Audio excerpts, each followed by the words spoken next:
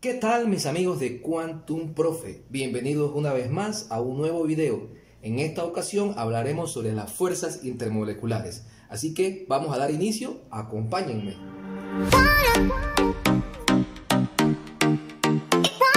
Si tenemos una sustancia como el agua, siempre me gusta hablar del agua porque el agua todo el mundo la conoce.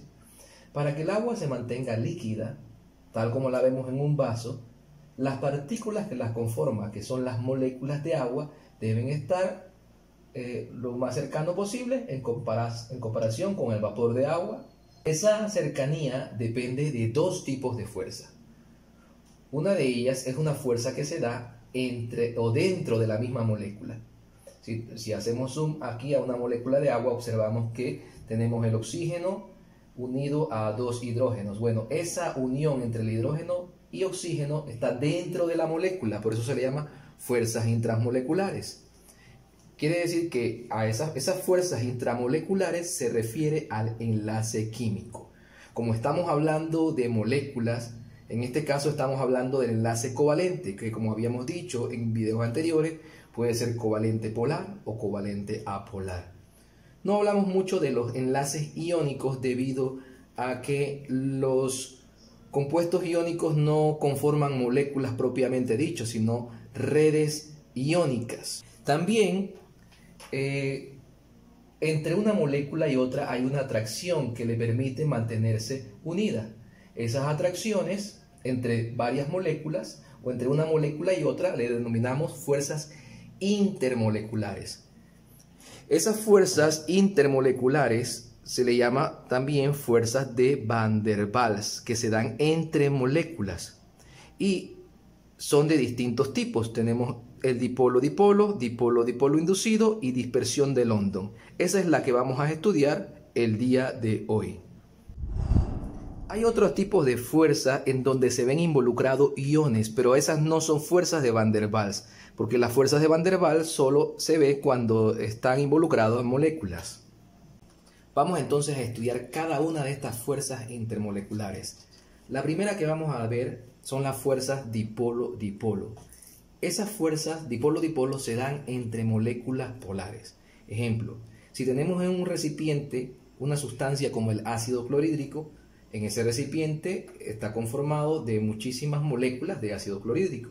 Si estudiamos el ácido clorhídrico y el tipo de enlace con que está conformado, vemos que es un enlace covalente.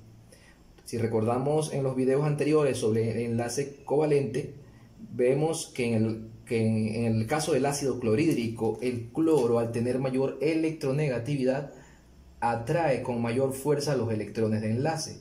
Por lo tanto, hay mayor distribución de carga hacia el cloro, generando una carga parcial negativa y en el caso del cloro y una carga parcial positiva en el caso del hidrógeno. A estas moléculas donde hay cargas parciales que no se cancelan, se le llaman, se dicen que tienen momentos dipolares o que son moléculas polares. Ojo, no todas las moléculas que tienen enlace covalente polar son polares. Eso depende mucho de la geometría.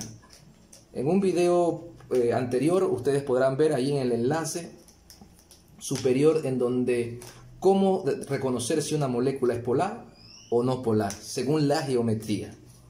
Entonces ya vimos que el ácido clorhídrico es polar, o sea, es un dipolo.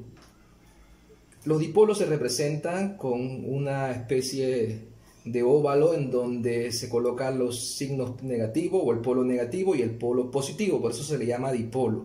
Entonces la unión entre esas moléculas es permitida debido a los distintos polos que tiene cada molécula. Quiere decir que aquí hay una atracción entre el polo positivo de esta molécula de ácido clorhídrico con la otra molécula de ácido clorhídrico. Igual aquí sucede lo mismo. También hay otro tipo de fuerzas que se llaman fuerzas dipolo y dipolo inducido. Estas se dan entre moléculas polares y no polares. Vamos a ver cómo ocurre.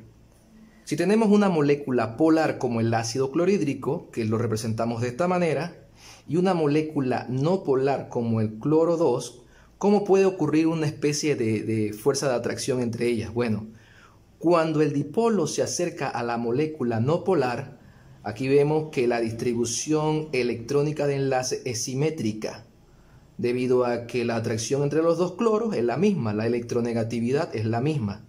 Cuando está cerca, ¿verdad? Esta carga positiva del dipolo del ácido clorhídrico genera una carga en la molécula de cloro, produciendo lo que es un dipolo. Pero como se dice que se está formando o se está induciendo, se le llama dipolo inducido. O sea, el dipolo de la molécula de ácido clorhídrico induce un dipolo en la molécula no polar del cloro 2. Así que podemos aquí dibujar ahora la molécula de cloro convertida en un dipolo, con carga ahora negativa y positiva, y por eso permite la atracción.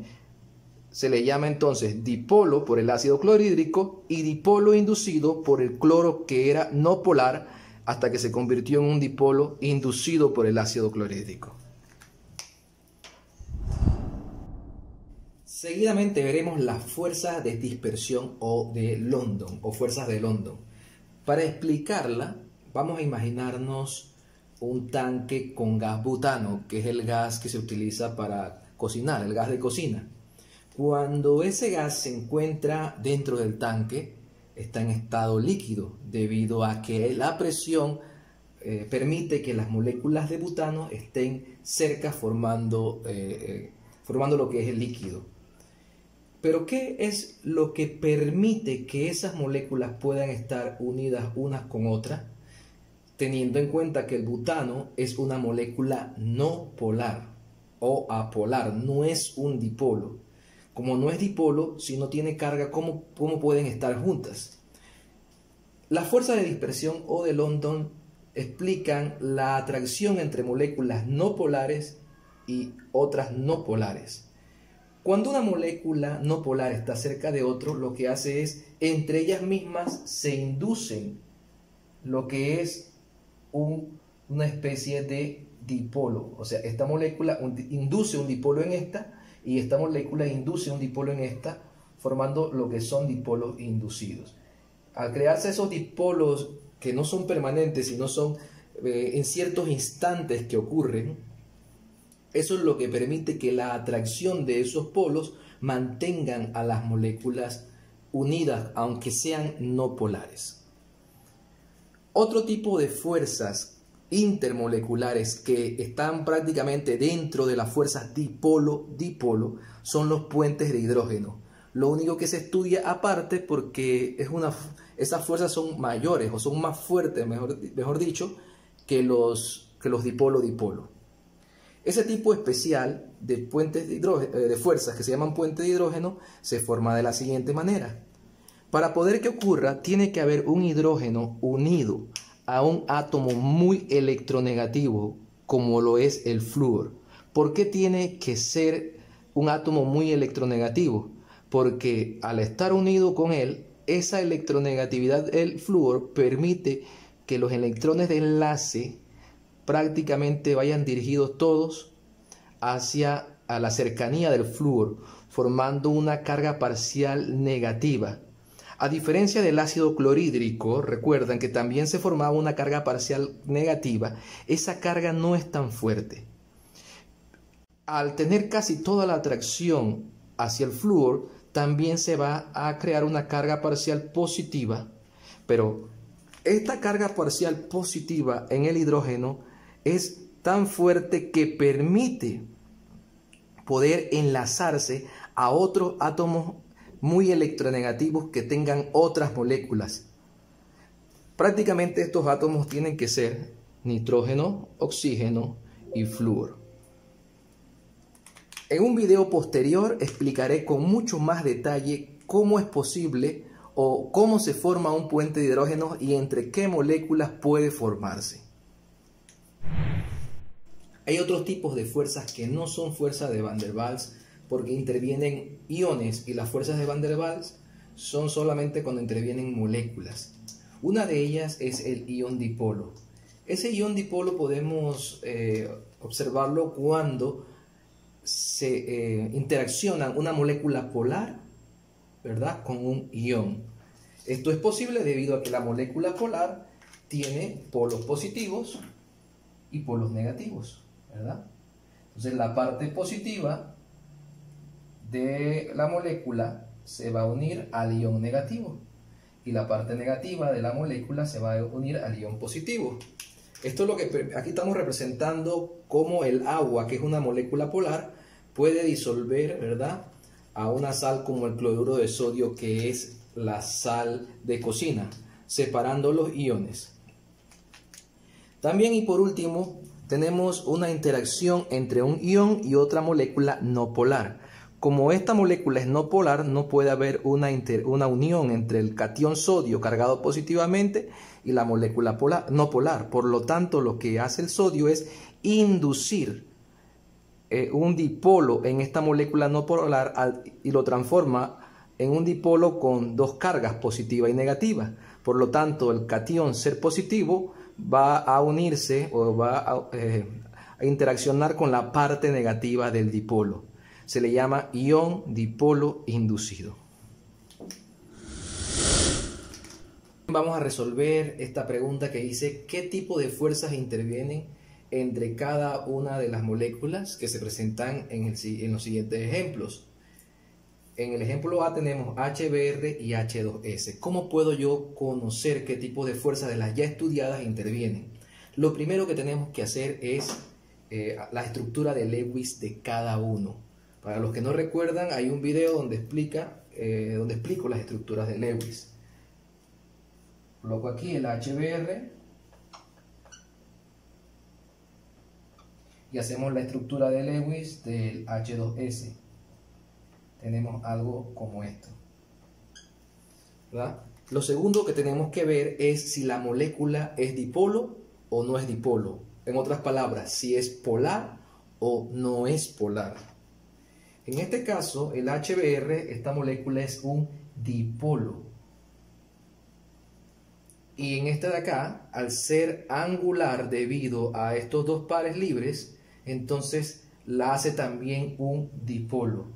Por lo tanto, la fuerza que permite la unión entre esas dos moléculas se le llama fuerza dipolo-dipolo.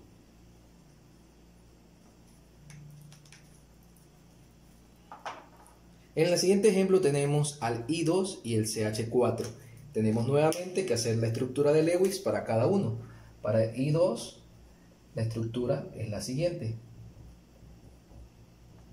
Y para el CH4 tenemos la siguiente estructura. Lo siguiente es determinar a través de la geometría si es dipolo o no es dipolo. El I2 no es dipolo. No dipolo, no es polar. Y el CH4 tampoco es dipolo. Por lo tanto, ¿qué tipo de fuerzas intervenían cuando estaban en contactos dos moléculas no dipolo?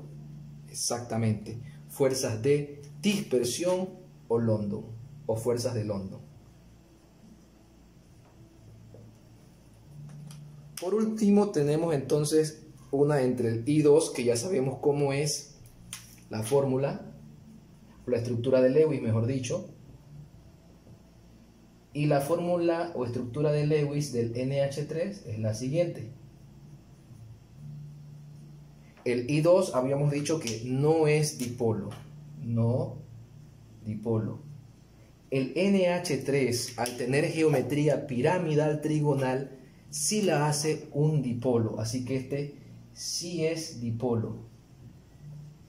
¿Qué tipo de fuerzas intervienen entre una molécula no dipolo y una que sí es dipolo? Exactamente, dipolo, que es esta de aquí, y el dipolo inducido que se forma en esta de acá, en el I2. Bien, en la descripción del video les voy a dejar algunos ejemplos de práctica y también sus respuestas respectivas, para que entonces puedan comentar si tienen alguna pregunta, pueden escribirme en los comentarios del video. Eso fue todo por hoy. Espero que le aprovechen. Así que si este video les fue de utilidad, suscríbanse y nos vemos en el próximo video.